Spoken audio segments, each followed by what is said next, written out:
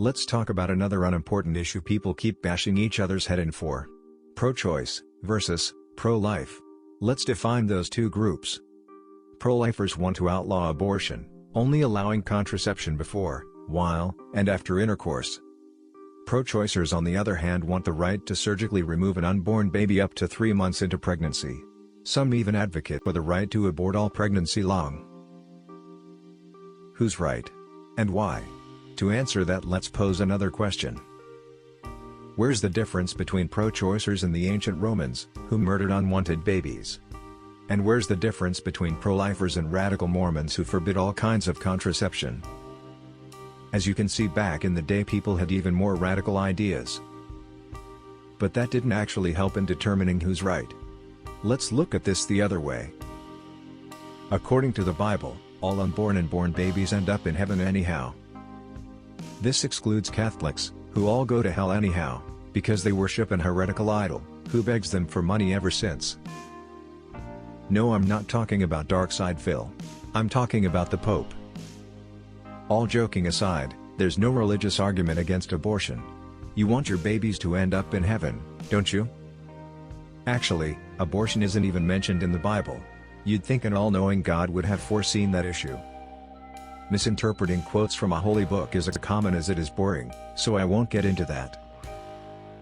To all atheists listening to this, if you haven't fallen asleep yet, here comes the interesting part for you. Let's travel to the other side of the world and look at Buddhism. Buddhism's main teaching is the ending of suffering. In life, we are obligated to reduce suffering. This means we must minimize all intentional and accidental harm or suffering we cause. Now, what does this have to do with abortion? Life begins in the testicles, but since sperm can't feel or think, we simply skip that part. After conception we look at 3 stages. 0 to 2 weeks after conception, germinal stage. 3 to 8 weeks, the embryonic stage. 9 weeks onward, the fetal stage. According to our knowledge, a fetus younger than 22 weeks does not have developed pain receptors, hence can't feel pain. It might sound harsh to you, but killing a fetus younger than 22 weeks is, biologically speaking, the same as killing an insect. By the way, insects can feel touch, but not actual pain or fear. Let's take this a whole step further. Should an abortion after 22 weeks be necessary, doctors have to inject the fetus with pain-relieving drugs. This rules out the factor of pain. Now we finally reach the most important question of this video. Why is murder wrong? Let that sink in for a moment. All reasons essentially come down to one thing: contribution.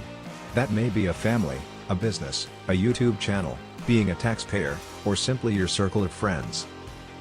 When you take that contributing person's life away, there will be immediate consequences. Temporarily unemployed, people in training, or in school, are preparing to contribute. It's actually pretty hard not to contribute anything positive to the world. You'd either have to live as a hermit, be in a coma, or be a baby. If a baby doesn't provide a positive emotional response in its parents, it provides nothing. You could make the case that the baby will one day become a functioning taxpayer, but is there really a shortage on people? We're also ignoring the mental scars an unwanted baby suffers when growing up. Isn't this against the prevention of suffering in child and parents? Considering all of this, were the ancient Romans wrong in killing unwanted newborn babies? Conclusion: stringing together science, philosophy and religion together. An unwanted baby is better off in heaven than suffering and letting their parents suffer. As always, take all of that into account and make up your own mind.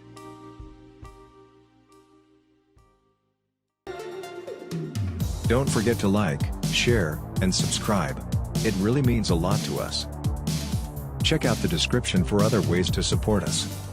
Thanks for watching. Until next time.